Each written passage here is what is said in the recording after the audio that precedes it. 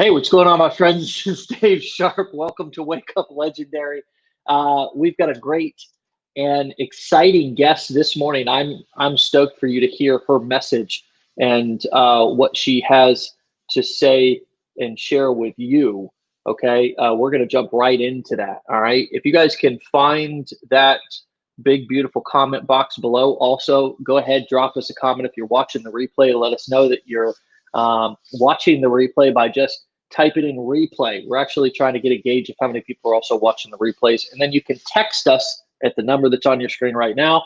And we will give you a little reminder each and every morning, every time that we go live. All right. This is Wake Up Legendary. Let's get into it. I want to welcome Kendra. Kendra, what is going on? How you doing? I'm good. How are you?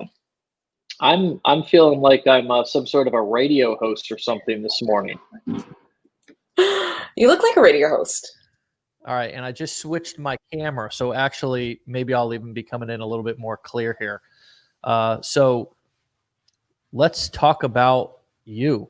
So tell us about yourself and how you got started. You've got some life, you've got some coaching experience, you've got some MLM experience, you've got lots of experience. Similar, I've done a lot of things also in this sort of online and entrepreneurial, even offline, right? I've chased friends and family, and I've prospected people in Walmart even. So tell us, what led you to Legendary. Give us the nutshell version of where you started and how you got to us talking today. Absolutely. So I started kind of like the entrepreneurial journey maybe 4 years ago. It started with me, saying I want to talk to women about confidence. And so I kind of started a blog, and I love public speaking. So then I kind of got into public speaking, and that turned into trying to start doing the online coaching thing, which was frustrating then because I didn't have the systems. Like I didn't know about funnels and like all that kind of thing. So I spent a lot of time really frustrated with that. And then kind of transitioned to working with corporate clients. So a lot of speaking around, engaging, retaining millennials and leadership. And so that was more of kind of like in-person marketing, not so much like funnels and things. But over this like last year or so, just with social media, I've been really into studying social media and algorithms. So I really liked Instagram. And like many people, because of quarantine, I ended up on TikTok, where I just said I would never end up, but I found myself there. And honestly, I came across a video talking about high ticket affiliate marketing. And I was like, oh, okay. And I kind of followed the funnel. And it was one of those things where I was like, oh, he's talking about this. He's talking about this. I was like, and even in my mind, I was like, even if I don't do the affiliate piece, I was like, I think it could help me with, as I wanted to pivot back. I'm actually pivoting my business back to focus on women. I was like, I think this would just help me in general, just with any business, because in the 15-day challenge, you mentioned a few businesses that, use funnels. And I was like, okay. So I ended up kind of going through and then getting the blueprint. And so that's kind of the odd journey that got me here. Yeah. So now you have your eyes set. You said you were going to speak to or wanted to speak to female. So are you looking at affiliate marketing? Are you like, what do you see now moving forward as you clarify what you want to do? A little bit of both. So I am affiliate marketing an affiliate for the Legendary Marketer Program because it was so helpful to me. And on one of the platforms I talk about is just how to create multiple streams of income and living your best life through financial freedom. And so that kind of coupled also with assisting women in particular, just around their confidence around trying something new, trying a new business, and kind of putting themselves out there. So it's kind of like my focus now is like a little bit of a hybrid of both. Yeah, cool. So, and that will probably continue to evolve. I mean, just so everybody's clear, like what we talk about in the challenge is the core 4 business models where you can sell information.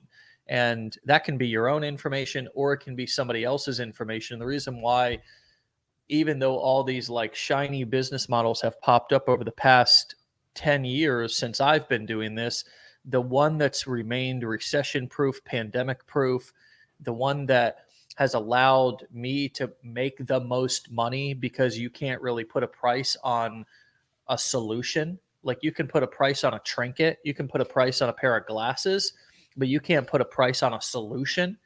And so you can charge more and thus even obviously deliver more. It's not like, oh, I'm just not going to do anything for you. Like you can create a program or a solution that's robust, that's thorough, that really supports like what we try to do at Legendary is create like a supportive community, like the whole 9 yards.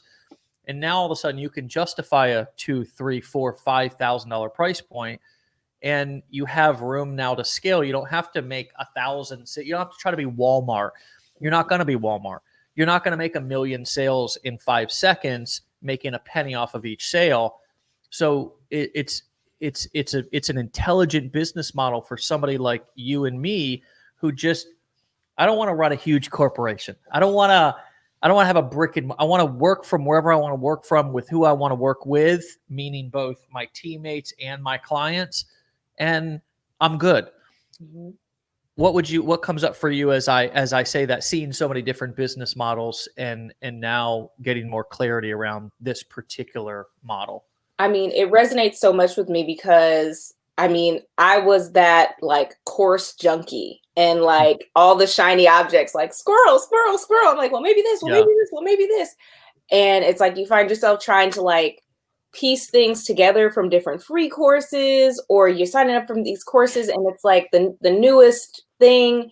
And I think for me, this program was more like fundamentals, getting back to the basics, like follow a proven method that has stood the test of time. And while, you know, you might spice it up with your own personality, at the end of the day, having those fundamentals in place has been huge for, you know, everything that has been doing business wise.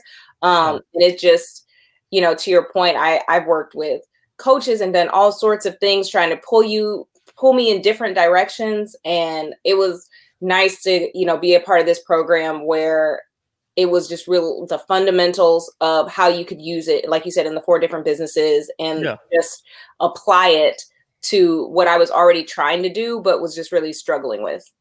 Yeah. So what are those 4 core business models? It's courses, okay, or it's affiliate marketing, right? Which is selling. But let me just go in reverse order. It's courses, coaching, and masterminds or events. And then there's affiliate marketing, which is selling somebody else's one of those 3 things. That's the core 4. Those are the 4 ways to sell information. You can't really sell. I mean, you could couple books into courses or something, but I mean, we're talking about packaging information and selling it in a sort of scalable way to where you're not doing one-on-one. And that's it. And, you know, the truth of the matter is that like with most of these things, to get them off the ground, the reason why we don't go crazy on like funnels is because you don't even really need a funnel for this stuff, at least a complex one. We have a pretty complex funnel here at Legendary, but we're doing way more than if it was just me running the business would need. Like you can do affiliate marketing and usually find capture pages or build a simple bridge page. Doesn't require a complex funnel. You can do coaching by creating a YouTube channel or doing Facebook marketing with groups and so forth, and just have people private messaging you, right? To where, I mean, there's ways to do this without getting drowned out in the mechanics. And I think what is most important, which you noted in your in the questions that we asked you before we went live, that you found your authentic voice and that has helped you evolve. So let's talk about that, because the truth is that there are people who are so drowned out in the like the mechanics and the like funnels this and tech that and all that they actually throw a blanket on their voice, on the dynamics, on the piece that is most important for them to understand, the psychology of both. Basically, it's speaking to your target customer.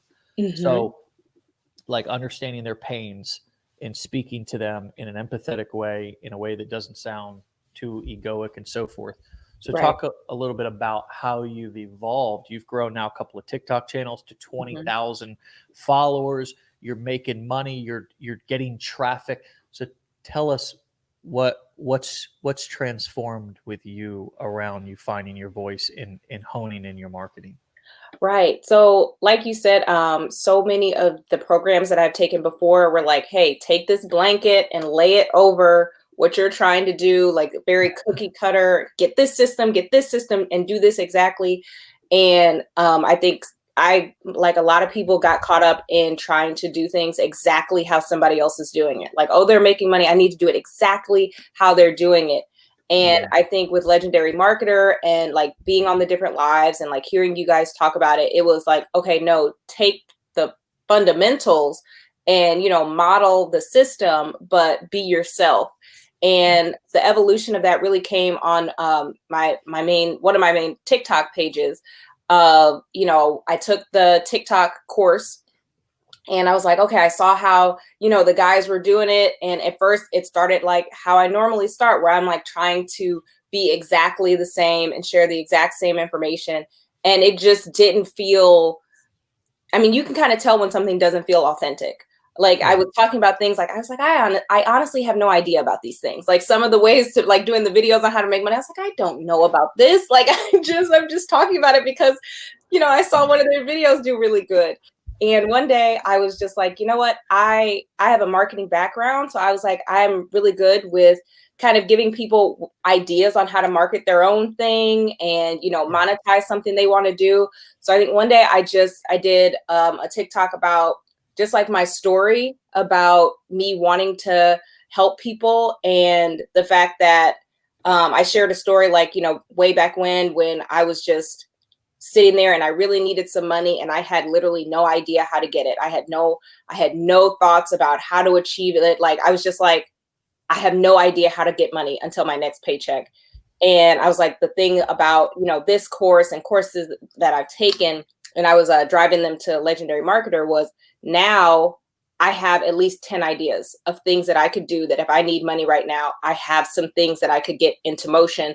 And that if I could share that with one person, that's what matters to me. And so I started asking like, hey, do you guys have an idea that you've been wanting to monetize, or a hobby that you've been wanting to do, or have you started something and you need help getting sales? And from there, I started answering the questions in the comments with videos, and it just kind of grew exponentially from there. And it felt authentic to me, like helping people. And I think it felt good to the audience that they were oddly excited that I was answering their questions.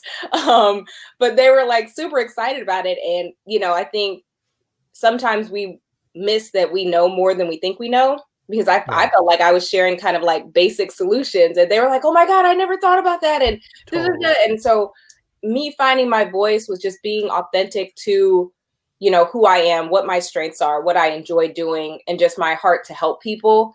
And so kind of modeling what I learned, in the TikTok course and Legendary Marketer, and kind of coupling it with just my voice and what feels good to me, is what really kind of shot up my audience and my engagement. And I was getting, leads because they were going to the link tree in my bio. And I think for me, just finding that voice and coupling it with the foundation of what I learned has been kind of my key.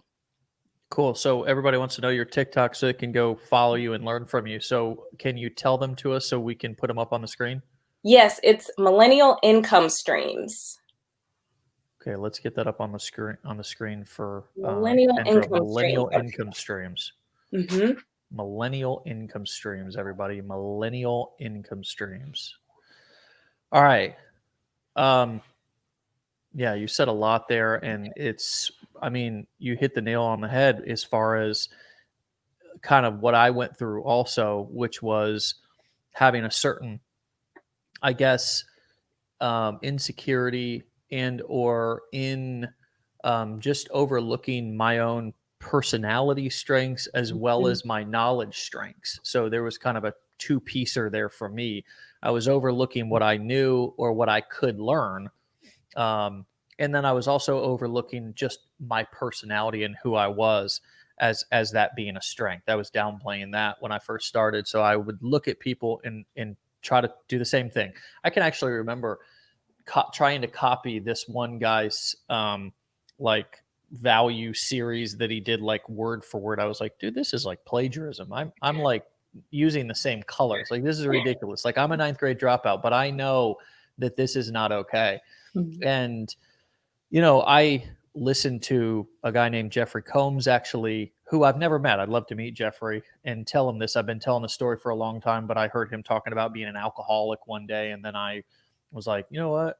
I never thought about actually sharing the dirty, the dirty, you know? And then I was like, you know, I'm just going to like try to get this out about, you know, more of my truth and kind of who I am or whatever. And I did that. And then, you know, I had a great response for the very first time, made some sales. And then I was like, well, I'm going to build on that. I'm going to run with that. And I did. And actually over the last 10 years, it's not been my marketing knowledge, I think, that's been the main thing that people know me by or remember me by or even resonate with me by. It's not that I wow them with marketing brilliance. It's that I, you know, just share more of who I am, my story. I think they're a little bit like, damn, I didn't expect that. Like, I didn't expect him to be as that honest, you know? And I think they're just immediately there's a trust there that they don't feel with other people because everybody's trying to dazzle people with their brilliance or whatever. I resonate with that a lot. What sort of advice would you give people who are downplaying their both personality and also their experience and their knowledge and the things that they know? Or would you? I mean, that was just me wording it in my experience. How would you walk somebody through just in the short version of kind of going from this place that we all feel, which is hesitant and maybe in this kind of copying mode, to trying to find our own authentic voice? I mean, getting just to know yourself, which sounds like I know myself, but like really getting in touch with who you are, because I think to me, it's kind of akin to, you know, imposter syndrome, where, you know, we think we're telling ourselves this story like, man, I haven't done this before. Like, I need to be exactly like Dave Sharpe. I need to be exactly like Matt. I need to be exactly like these people who are doing it because I don't think I can. And I don't think my story is as compelling, or I don't have as much knowledge. But it's like really getting like your story is special. Like, your story will help somebody. The reason why you're doing this is going to be the same motivation for other people doing this. And I actually did a video encouraging people where I was like, you know what, the reason why I give so much information, because somebody asked me that, like, well, why are you giving all this information? And I was like, honestly, because I can give you the exact formula. I can give you the exact play-by-play. I can give you the exact recipe of what I'm doing, but the sauce, so to speak, won't taste the same. Like, I'm the secret ingredient to my secret sauce. You're the secret ingredient to your secret sauce. Like, it's going to be different. And we could do a video saying the exact same thing, but how you say it is going to resonate with people who are attracted to you, like your ideal client, your ideal person, your ideal audience. They're going to be attracted to how you say it. And mine is going to be attracted to how I say it. So getting in touch with like your own voice and being comfortable with your story and knowing that that's what makes you special, and you don't have to mimic and copy other people. So just building up your own confidence in you know, who you are, and, you know, putting yourself out there. Like you said, putting the dirty out there. Like, I had to put it out there. Like, hey, I did not have money. I was sitting there like stranded and didn't know what to do. And this is why I do what I do now, because it's gotten me here. So, you know, share your story and know that it is special and it is important. And honestly, somebody out there is waiting to hear your unique spin on, you know, how you're doing things, or why you're doing this. So just get in touch with who you are and know that it's valuable. Yeah. And I do think if you want to know who you are, then stick with this business and stick with being an entrepreneur, because it will show you. And if you are still unsure, go to therapy. I mean, if you're still unsure, like, there's so many ways that we can tap deeper, and it's not always the I've when I first got into entrepreneurship, I was all about there's a secret NLP hypnosis, secret thing, mantra, meditation that I can do. And it's just gonna but man, what I've realized over time, cause I'm in recovery for addiction. So I go to 12-step meetings, have for 12 or 10 years, 12 years. And man, that's been a slow process of me growing and going deeper and deeper, peeling back layers of the onion, then going to therapy, learning more about myself, digging into my childhood, learning about where I'm codependent, where so all of that self-discovery, that work, which is not mantra, it's not meditate, it's actually going and digging and doing the work. If you want to become a more dynamic person, that's the stuff that you have to do. And I know it's not like the shiny thing, but it's the truth. So what my experience is with entrepreneurs over the years is that sometimes when they hear about the work, they're like, I think I'm going to go try to find the magical money machine. And then they come back, they're like, I'm ready to do the work now. And if I know all of you guys have avoided the work like I have in the past, we all do, right? We all do. We all try to find an easier, softer way. But what happens is we end up working really hard, trying not to work hard on the important stuff, and we don't get anywhere. So, if you guys are really ready to break through, there's no shortcut to it. Do the work, go into the dark places, have the conversations, learn about yourself, through journaling, everybody doesn't have to go to therapy or 12-step like I did, but quite frankly, I've said this a lot. I think everybody could use a 12-step program. I think everybody could use at least a 6 months of therapy. I'm telling you, the world just spins us. By the time we're in our 30s, I know you're around the same age as I am. I kind of had to be like, what is even true and what is not true? You know what I mean? I don't know. Are even these beliefs that I have even mine? Right. You know what I mean? So much. And that's the process. I just did a post. I was like, I'm unlearning so much because we take on so many beliefs of our parents, of, if we have a religious affiliation, if we, school, and then it's like, we get all this information and it's like, wait, do I actually believe this? Does this really resonate with me? Or am I just repeating something that I've been repeating for however many years? And, to your point, journal, get to know yourself. Because for me, it was like, I wanted to be the person I needed, back when I was struggling. But it's like, I had to get in touch with what I was struggling with and what did I need and how can I provide that healing that I've experienced, that breakthrough that I experienced. How can I share that with others who are on the same journey? Because as we progress, there's still people, on the same road. So just getting in touch with yourself and your story and just finding that healing is huge. So then you can provide that solution, or at least that inspiration to sharing kind of what took you, on your journey. Yeah. And you speak about women, confidence and leadership. Of course, can't be an expert on that topic, unless I wanted to be a misogynistic asshole, which, it's not unpopular in American culture for men to do that. But I've watched my wife go through quite a bit of, extreme growth. Let's just put that right out there. But also an attraction, and also an attraction to authentic and powerful women who are sick and tired of sort of hiding behind the templates that society has sort of created for women, and really also totally clean up her social media profiles, delete and get off certain social media platforms. So she is real careful about the people that she's listening to. I think that goes for men too. I'm not saying that we don't need to do that too, because there's all kinds of toxic messaging that men are getting.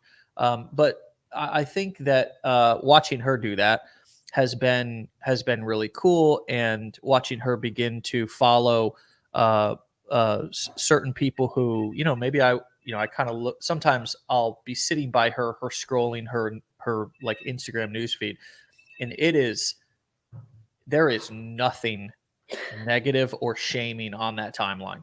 Mm-hmm. You know what I mean? Like, she is so on purpose about that, because she uses social media, Instagram specifically, for personal use, and she's not really a marketer, Mm-hmm. so just, she's real careful about that.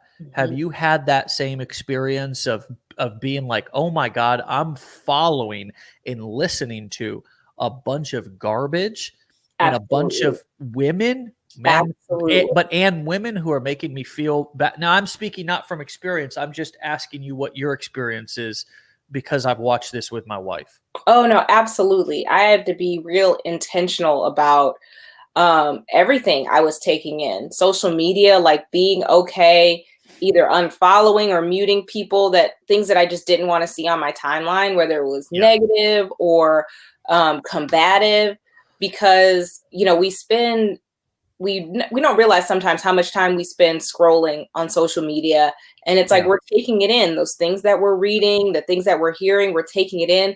And when I was really like going through my whole, like, the process that you talked about, when I was like really diving into my personal development, I had to pay attention to what I was listening to on the radio and what I was watching on TV. Like, I had to cut out all that trash reality TV where Yeah. all women were doing was being like catty and fighting. And I stopped listening to the radio, and I turned on a podcast while I'm in the car, or an audiobook, and cleaned up in my social media who I was following.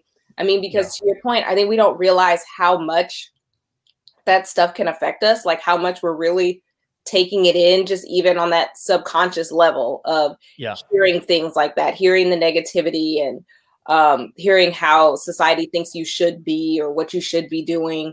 And so you have to get intentional about what you're viewing, because it affects our thoughts. And I always tell people, whatever you're secretly thinking, like, that's going to affect your actions and how you move. Totally. And ultimately is going to affect your results in whatever kind of life you're creating.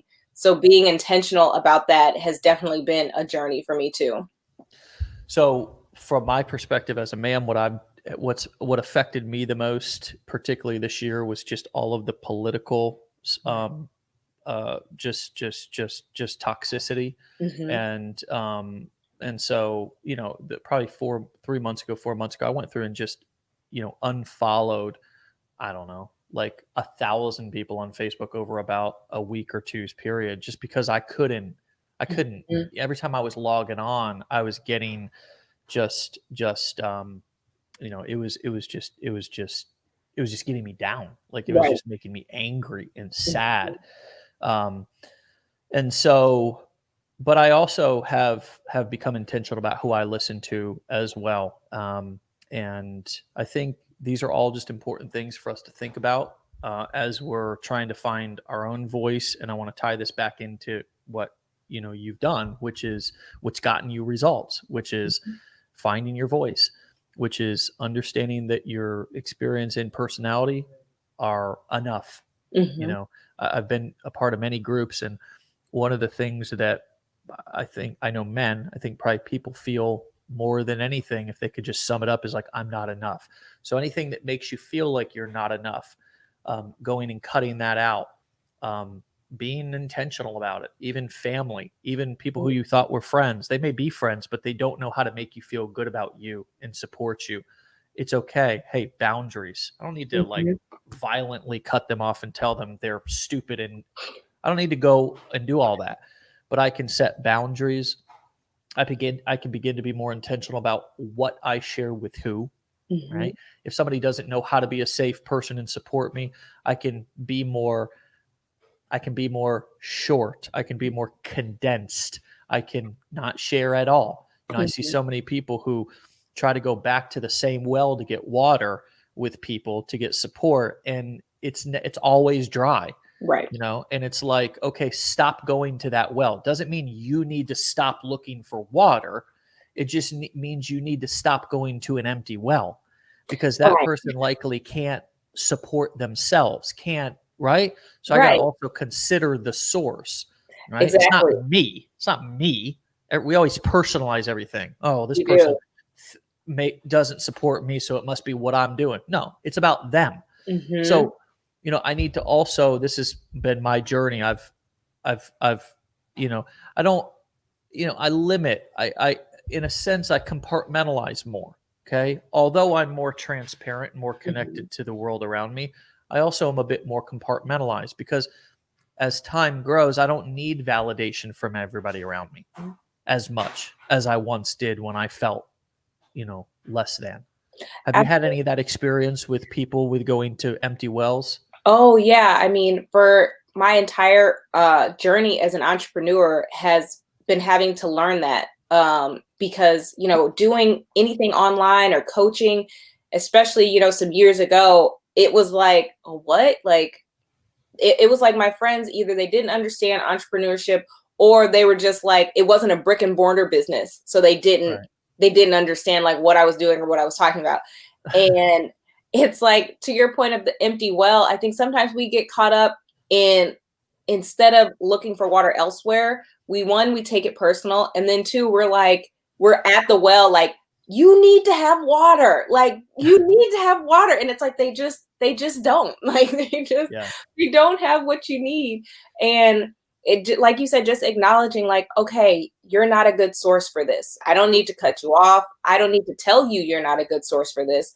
But mentally, I know that this is not where I can come for support. And that's okay. I can love you in other ways, or love you from a distance. But taking that knowledge and modifying has been a huge thing for me. Like, I set boundaries, and I've had friends ask like, well, why haven't you told so-and-so this? And it's like, I really don't need, I mean, that's who they are. I really don't have to have that conversation. I just know how I deal with them.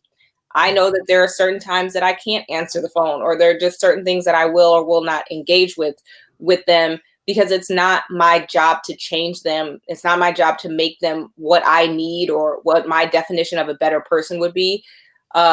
I can assist where I can, provide advice where if they ask, but for the most part, I let adults adult, and I just know how I can deal with you and move forward. So that's been a huge thing, because not everybody understands the entrepreneur journey. Not everybody understands the online business of an entrepreneur journey. So you have to know who you can get support from and who you kind of need to distance yourself from, because those little seeds that they plant of, this is crazy, and what are you doing? And, even just not being supportive, like, will fester in you if you allow it to.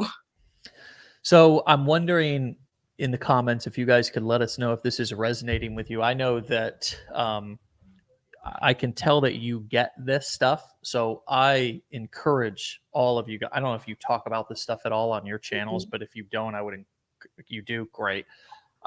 I would encourage you guys to go follow her to hear more about these topics. I can tell Kendra gets it. This is the first time we've ever talked, but when I throw you something and you get it, it makes sense to you. And I think this is the stuff that new entrepreneurs miss out on, don't get. And I actually think it's because people don't know how to talk about it and teach it. I actually think that the internet is so full of broken people trying to be like something that they're not, instead of just having real ass conversations.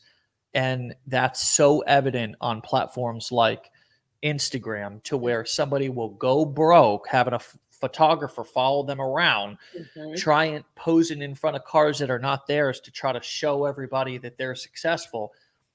And they're just incapable of having real conversations. So then all of a sudden, because of their visuals, the optics, they get all these followers, and they become like an idol, and people and then they follow their advice and listen to what they're saying. And it is bullshit. It is detrimental It is not healthy. It's not going to turn you into a more powerful version of yourself. And it's just a vicious cycle. Then all of a sudden the next one pops up and they do that. So like the core of this conversation today is learning about who you are and being real to who you are. Even if you're going to talk about making money online strategies, to be authentic in those conversations and really be careful about who you're listening to and following, because we all are getting, I can't even stop them from coming in, disempowering and dysfunctional messaging that's coming into my eyes and ears all the time. And I cannot, it is a full-time job to filter it out. Now, eventually you can start to set up like, these walls, like, unfollowing and so forth. But it is a learning process to learn how to filter these things out. Absolutely. And I think, to your point, I was watching a training this weekend, and it was interesting. He was talking about, gold prospecting back in the day. And he was like, you see all these people online, like all these gurus and stuff. And he was like, if you think back when they were, mining gold and stuff, he was like, the people who were selling the mining tools were making more money than the people who were actually finding gold. Yeah. And he likened that to all of these gurus out here will try and sell you something that they've likely never even done. Yeah. They, like you said, they've got the optics, they've got the pictures, but they don't have the receipts. Like they have not done these things. And I think that was one thing that I really appreciated with, Legendary Marketer, that it was clear that the information was useful, that I could apply it to more than one thing, because to your point of, if you don't know who you are, I mean, I went through this when I first started. I was like, I wanted to be a public speaker, and I got caught up with coaches, and, one coach was like, no, you need to be a coach. There's no money in speaking. Another one was like, no, you need to do masterminds because there's no money in that. And I found myself spending all this money on all these people who are only trying to teach me the one thing that they did. Like I couldn't really apply it to other things. And, Dave, your point of trying to figure out who I was, I had to realize, and I think you said this earlier about scaling, I had to realize that I didn't, as much as I want to help people, I don't want to be on the phone with one-on-ones all day. Like when I think about like the life that I wanted, and I had one coach pushing me down the coaching path, I was like, I don't want to have one-on-one calls all day, every day. And that's not scalable. And for me, I'm taking in working with people really heavily. I was like, that is going to wear me out. But they didn't have the systems, like they couldn't have it or didn't know the systems that I learned in Legendary Marketer, where you can like scale it and put them into a group course. And if you want to upsell a one-on-one, or, you could formulate it in a more scalable way, but people will teach you and try and sell you in every single direction. So you have to know yourself and what kind of life that you want. And for me, freedom was a huge thing. And being tied to one-on-one calls all day just was not my definition of freedom. But I had to know that and then make decisions on who to work with and who to listen to. So you really got to get to who are you? What are your strengths? What are you passionate about? And what kind of life do you want in general, so that you can know who to listen to get there? Yeah, like if you could be on the phone all day just selling and making money, cool. But oh, by the way, you got to deliver to all those people.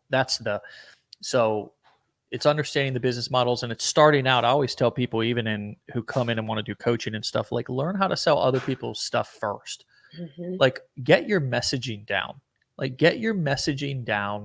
Get your marketing down. Don't spend 1 million hours trying to create a course or whatever. And when you do finally want to create a course, pre-sell it and deliver the content on a live webinar and go from there. Like make sure that people actually like the content. There's so much we could talk about. I could talk to you for hours, but I think this has been extremely valuable. We don't want to give too much more away for free. My God, people got to. I'm about to ask you to put up your PayPal or something so people can just at least send you a donation or something. Listen, it's been great. I hope you'll come back on and keep us updated on your journey. Absolutely. Thank you so much for being who you are and taking those leaps of, finding your voice so you can then come back and share it. And you've got a bunch of new followers today who I know are going to come and eat up everything you have to say. So I don't think there's anything more that you have to say, because they're going to go probably hear you for a long time on TikTok and in your marketing. But I do want to thank you once again, and I want to congratulate you for your success.